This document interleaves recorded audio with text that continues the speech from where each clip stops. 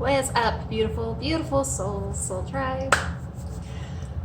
We are welcoming in the Lion's Gate tomorrow, August 8th. Being recorded today on August 7th.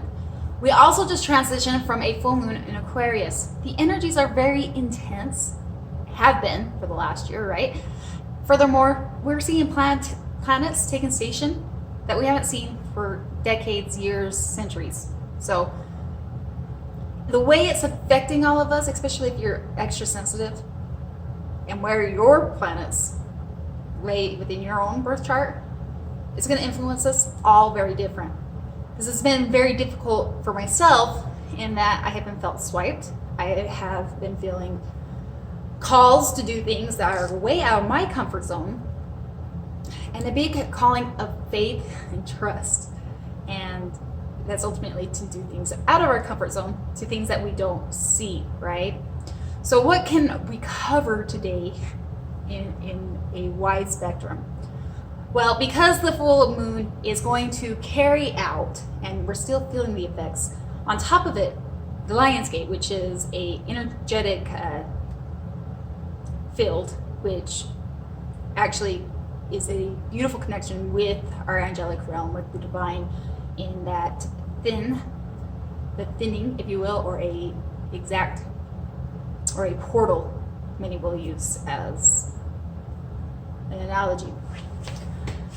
Combining all of that, I also want to revert all the way back to March, when our life really took some major shifts. Things that we haven't seen in our lifetime unravel. So going back in March, when we had the first outbreak of coronavirus and the way it was swifting in, like taking the shifts and sweeping in, I had direct downloads from Spirit.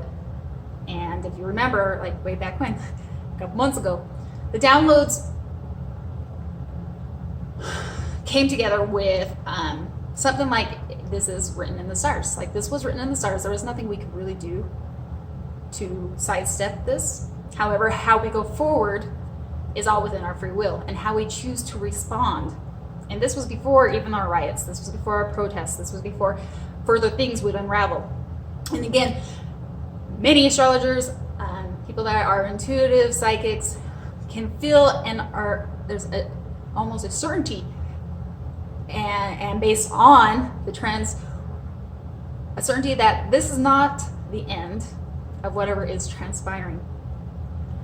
What's so significant about the full moon of Aquarius, our innovators, our go-getters, is that it also enters in a time era of that of the age of the Aquarius. And according to the new age of Aquarius, as we exit out of the Pisces and into Aquarius, is that it's about knowledge. It is literally about coming in and deleting the beliefs, the false assumptions, the myths, and all the misunderstandings. Perfect alignment to that of 2020 vision. Furthermore, as we enter into this Lion's Gate, and the veil being very thin, or else that portal being open, welcomes a huge invitation, though it's going to affect us all very differently. Some are feeling extremely wiped of energy. Some are feeling old things boiling back up to the surface, asking to be re-looked at. Again, a couple months back, everything becomes a quantum, intertwined physical time. It was around Scorpio's full moon, actually, I remember. Because as I was doing, there was almost like a literal channel, in that they said that this karmic wave that I had been discussing back in early 19 came to a close. Now, I've really struggled with absolutes. However, I'm getting the impression, and as things kind of unfold, is that we are in a new timeline. That timeline of the past is closed out. That doesn't mean that we stop our own evolution. That doesn't mean that we stop doing our own growth. That's continuous, especially so long as we have breath. That's what we're here to do. In addition to all this, there has been Well, I have felt almost a cognitive dissonance in recognizing this new timeline to that of what I have experienced my whole life into where we are now. Many would talk about this being associated to that of the second coming. Some believe that it genuinely means that our ascended master, Jesus, will come back.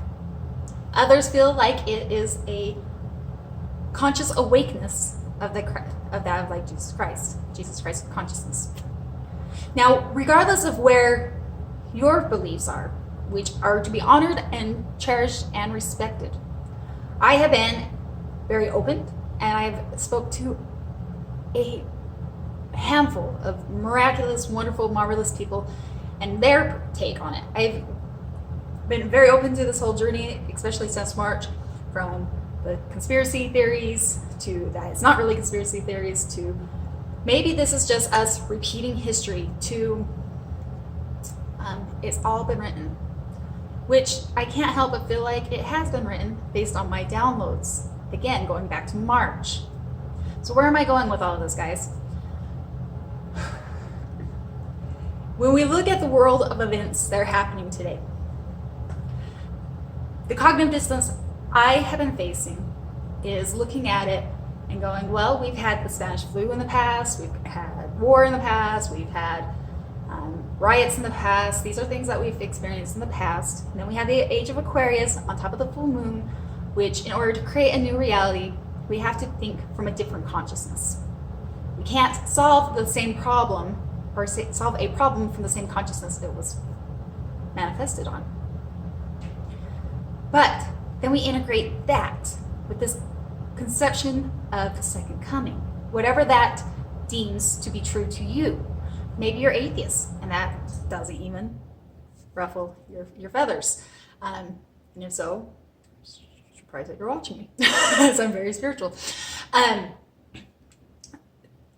so for my cognitive dissonance of that is that there's been a huge call for everything that's been building up to this moment, especially within my own personal life. And I say this so that you can apply it to yours. What has been your personal experiences? What has prepared you for where we are now? Because I know I've been having some massive downloads. I feel Spirit is asking me to take some major leaps of faith in new paths. They're here. I've had some major training, if you will, in stepping into my evolution, my soul purpose, and it can be kind of frightening. And then I think about maybe this is woohoo, because I am very analytical, and I think maybe I am making it a little bit over dramatic, and then I look at the world events and I go, well, we've kind of done that, but in the same breath, we also haven't seen changes, radical changes like this in 3 months, guys. I'm like 3 months, 3-4 months, life as we've known it has totally transformed. So is it really that woohoo? And then I do an internal check and I'm like, hello, you speak to Spirit. I know Spirit exists. I do believe in Jesus. Jesus is a part of my trio. So what is this all like? That's a cognitive dissonance, because when you integrate that with the 5D to the 3D, which we are entering into the 8 gate Lions Gate portal, it brings and let me clarify, the Lions Gate is something that happens every year on August 8th. But it's impacted with that of the full moon of Aquarius, the different transitions of the planets, the age of Aquarius that we're entering into, and the world events. So, with all that being said, there's a huge call of trust. Can we trust into the unknown? Can we trust into our spirituality? Those things that are being called to us. I know I've been feeling it for weeks. And even though I can't see what lays ahead, I'm reminded time after time how every experience, they've had my back. Hence, you are very supported. We are very supported during this transition. Along with the Aquarius, who is very innovative. With this Lion's Gate, how are we best equipped to go forward? It's a time to embrace. Can we embrace the change and transformations, the inspirations, the necessary changes that we need to make within our own lives to live our fullest potential? And on the paradoxical side to that, how well are we able and equipped to adapt? Like that of a change of the direction of the wind. Again, we've had multiple things that have happened in the last 4 months, and there is, without a doubt, though there's no absolute, more to unravel before us.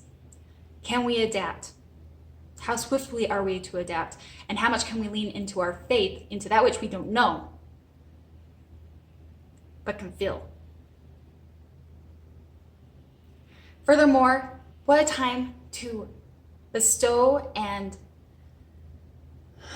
encapsulate the joy and the lightness that your soul brings, the influence that you can bring forth, especially in this time. Furthermore, with the line of events, it's only fair to mention that there has been contrast. There is dark, there is light. There are things of the myths or the assumptions, bad things that really do happen, evil to annotate. And like that of the light that you can embrace within your joy and the lightness, the soul, the authenticity that you are, it's also a good time to call upon protection, protecting your energy. There is a saying, but it's so very true. Sometimes your light attracts that of moths and parasites. Misery loves company. People are going to try to pull at the heartstrings, to deceit and pull the wool over your eyes. It's a very good time to look out for those illusions, to do the check with discernment, because if it's an illusion, how do you know it's true? Only that through your discernment. Both external and internal. What are you deceiving yourself on? Only through radical honesty can we be better equipped to that, the transmissions, those things that are coming from the outside. This is a whole new paradigm in that the things that we have witnessed on the outside, things that we have relied on, is all shifting. It is about finding a soul tribe, people that you can genuinely love, honor, cherish, trust, bring together in unison. Remember to honor differences and respect those. Furthermore, to be able to heavily lean in on that of faith. Through your intuition, being open to your intuitive gifts, to listen to your discernment, follow the Holy Spirit, higher self, whatever terminology that you feel. Because it's your compass. And when Spirit comes in and you feel in your heart there's something you need to do, but the outside circumstances don't necessarily align to it, while sometimes it's hard to jump head first, if you can prepare and get things aligned so that they can be coherent both to the internal and external, to that of a future and preparation to what's being asked, it's a great time to do so. And lastly, as we open into the 8-8 and carry forth all those energies from the full moon and so forth, there's a huge invitation to look at our emotions. Our emotions are messengers. Can we take this as an invitation to dive deep? What are things that need to be cleaned up? What are things that we have suppressed and haven't wanted to look at? Both for the inner and our higher self, the truth and love, all that which it encompasses. What is the truth to you? Because it's not going to necessarily be the truth for the next. And that's okay. Diversity, when utilized correctly, is a beautiful thing and something that we can all cooperate together, coordinate those energies. It's like the energy of the Aquarius.